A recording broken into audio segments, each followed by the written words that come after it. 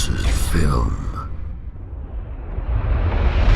Hi, I'm Graham, welcome to Man vs Film. This is going to be a movie review for 999. 999 was directed by John Hillcoat, who recently brought us Lawless, The Road and The Proposition. All three are very good movies that you should definitely check out at some point. Now this movie stars Chiwetel Ejiofor, Casey Affleck, Anthony Mackie, Aaron Paul, Gal Gadot, Kate Winslet, Norman Reedus, Clifton Collins Jr. and Woody Harrelson. What a cast.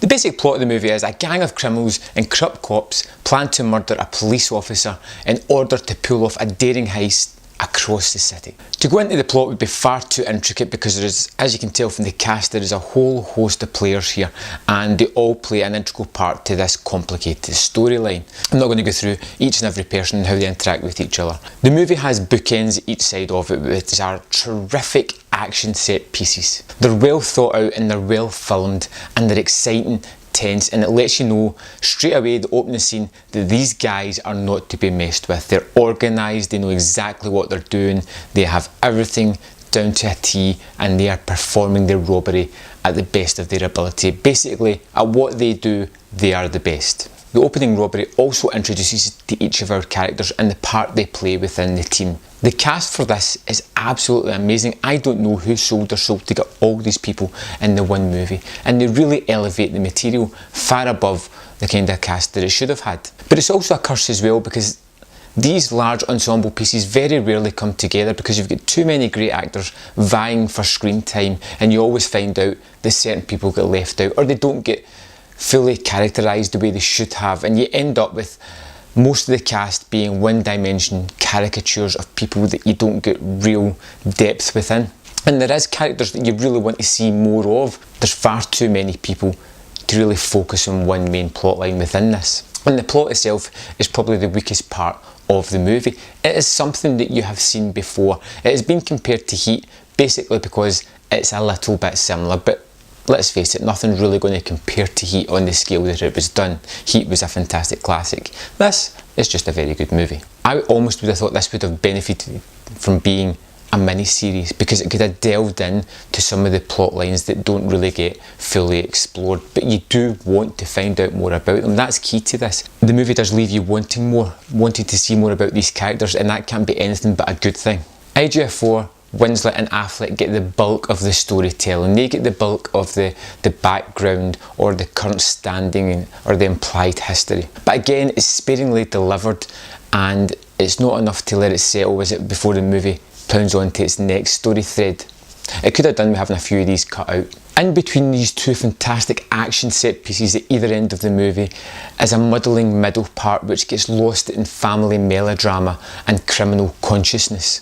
Well, you've got the relationship between one of the criminals and this Russian empire, and you have this other part of the criminal team who doesn't like the way things are going, starts to gain a conscience, and so it delves into drugs and despair.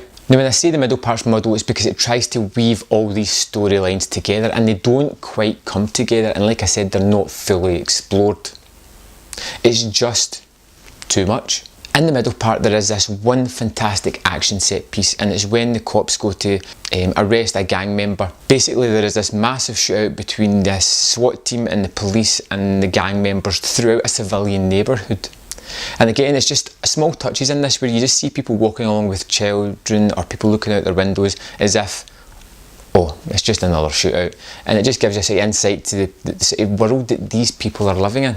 One other problem I had is the ending, and I'm not going to spoil anything here, but in the end, every loose end is tied off in a nice neat bow, and I felt that it needed to be sloppy, it needed to be messy, it needed to leave you wondering what happened to this person, what happened to that person. Sure, you need some sort of conclusion, and that's acceptable, but every single thing being tied off was just too much for me and take me out of the picture. It seemed unrealistic that everything would have a conclusion. Another thing is the characters themselves. There's no characters that you really want to see succeed. There's some you like more than others, but ultimately you're torn throughout the movie because you know that the majority of these people are not nice people doing not nice things. The only sort of good person within the movie themselves is Casey Affleck's character, and he's a little bit too squeaky clean compared to the rest of these grey characters that surround him.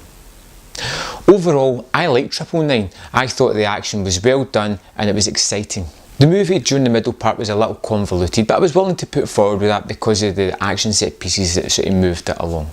And the acting was also fantastic, so you can forgive a little indulgence in these scenes. I'm going to give 999 3.5 out of 5. It's a thoroughly entertaining watch and something that I can wholeheartedly recommend that you check out. So thanks for watching my review. If you comment in the box below, let me know what you thought about 999, and I will see you next time on Man vs Film.